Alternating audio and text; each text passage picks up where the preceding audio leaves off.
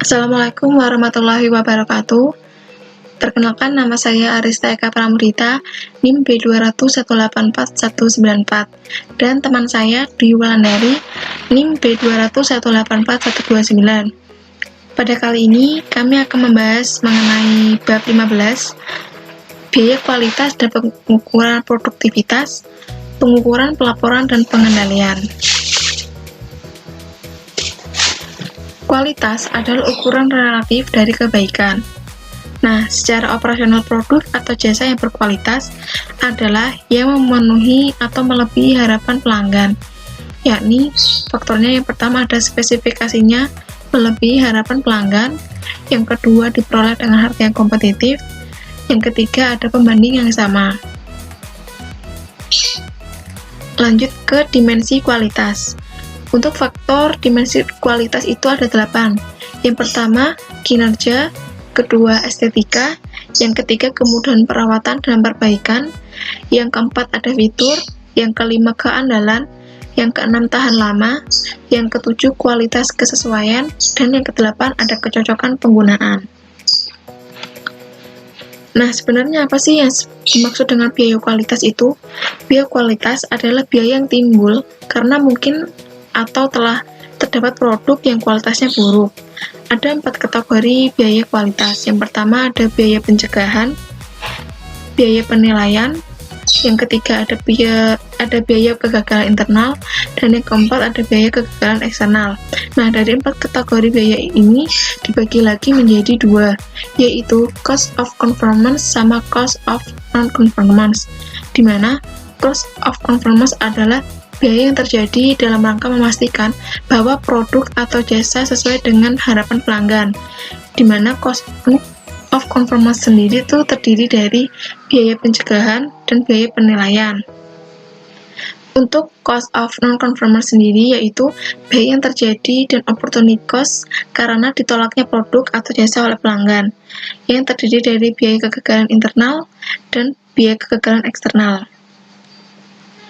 Nah, dari pemaparan yang sudah saya jelaskan sebelumnya, ini adalah bagian untuk mempermudah kalian. Jadi, klasifikasi biaya kualitas itu dibagi lagi menjadi 2, cost of achieving good quality dan cost of poor quality, di mana cost of achieving good quality tadi dibagi lagi menjadi 2, yaitu preventive cost dan appraisal cost, dan cost of poor quality dibagi lagi menjadi internal failure cost dan external failure cost. Nah, lanjut ke klasifikasi biaya kualitas lagi. Yang pertama ada biaya kualitas yang dapat diamati atau observable quality cost, yaitu biaya-biaya yang tersedia atau dapat diperoleh dari catatan akuntansi perusahaan.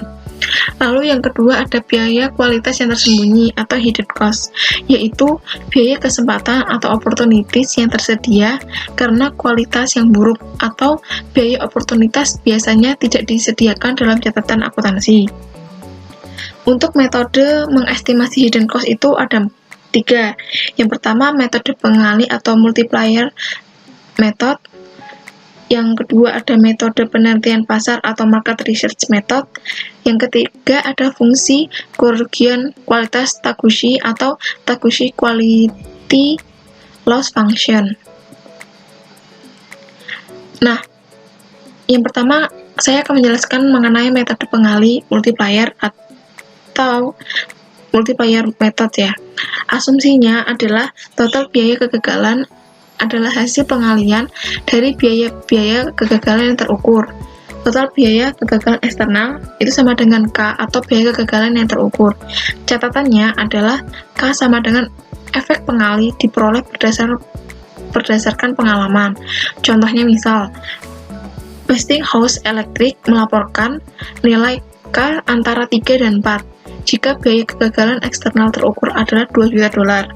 Maka, biaya kegagalan eksternal aktual adalah antara $6 juta yang didapat dari $2 juta dikali 3 hingga $8 juta yang didapat dari $2 juta dikali 4. Nah, untuk metode berikutnya akan dijelaskan oleh teman saya, Dwi Wulandari. Oke, selanjutnya saya akan menjelaskan tentang metode penelitian pasar atau market research method.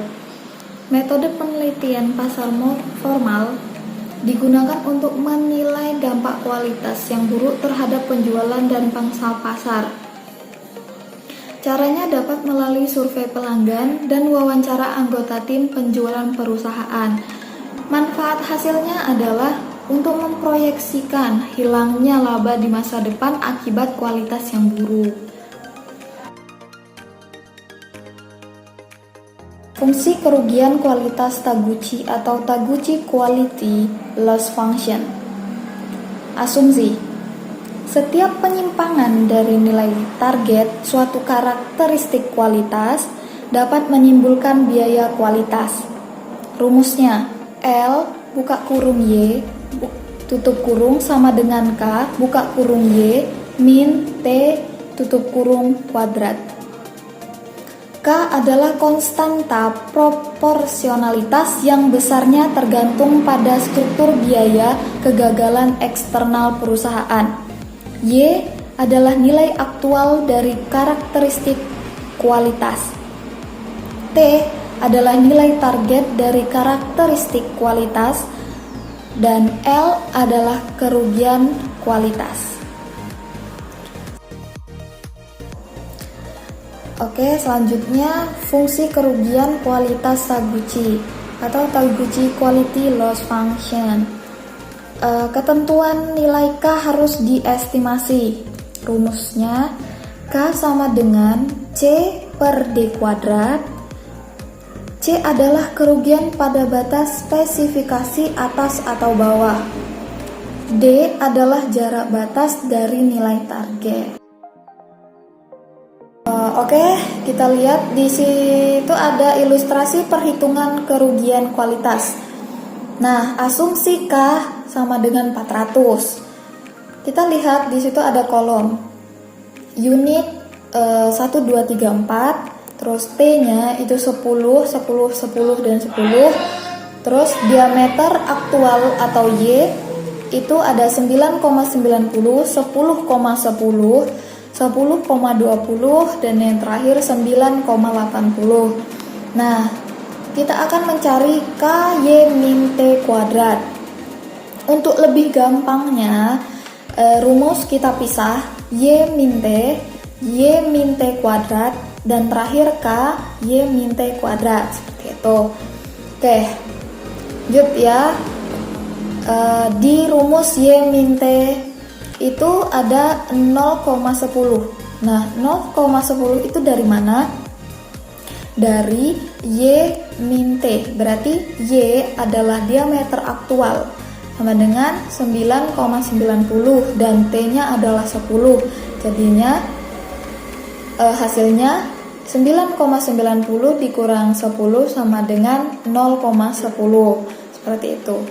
Itu bisa dilanjutkan sampai ke bawah juga. Kan itu ada 4. Nah, bisa dicoba. Terus Y min T kuadrat. Y min T kuadrat itu dari mana? Dari 0,10 dikali 0,10, hasilnya 0,010.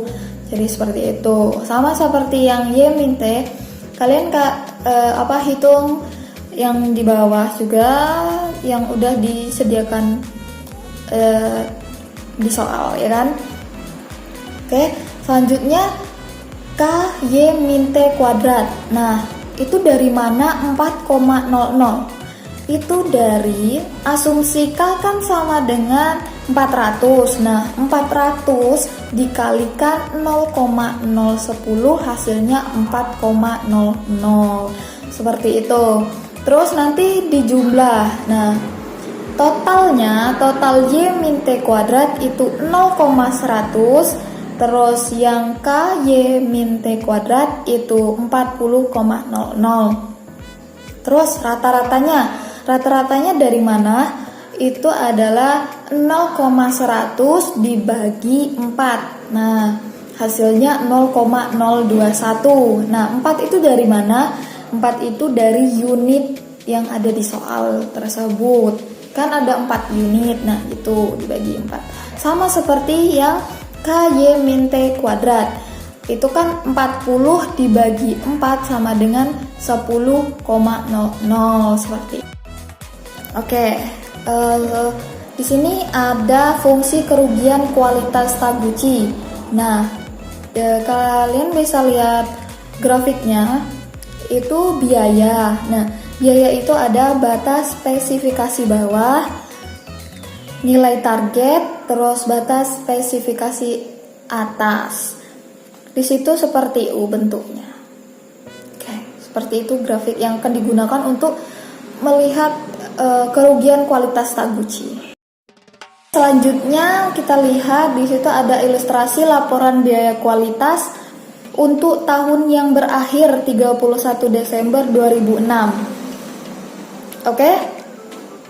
Asumsinya penjualan itu 2.800.000. Nah, kita lihat kolom biaya kualitas. Nah, di situ ada biaya-biaya pembagiannya, oke? Biaya pencegahan, biaya penilaian, biaya kegagalan internal, biaya kegagalan eksternal, seperti itu. Nah, di situ ada jumlah. Jumlah itu berarti biaya yang digunakan untuk biaya pencegahan, contohnya gitu. Di situ juga ada persentase dari penjualan. Kita akan mencari tahu dari mana itu asalnya. Oke, lanjut ya. Berarti kita langsung aja biaya pencegahan. Nah, biaya pencegahan itu ada 2, pencegahan kualitas dan rekayasa keandalan. Itu ada 35.000 dan 80.000. Nah, itu dijumlah hasilnya 115.000, oke. Nah, berarti ke bawah itu seperti itu juga. Kita jumlah, nanti jumlahnya itu sampai ke bawah itu ada yang namanya total biaya kualitas. Nah, itu kan ada hasilnya 333.000. Ya, 330.000 berarti kita udah tahu dari penjumlahan semua biaya. Selanjutnya kita mencari persentase dari penjualan. Persentase dari penjualan itu dari mana?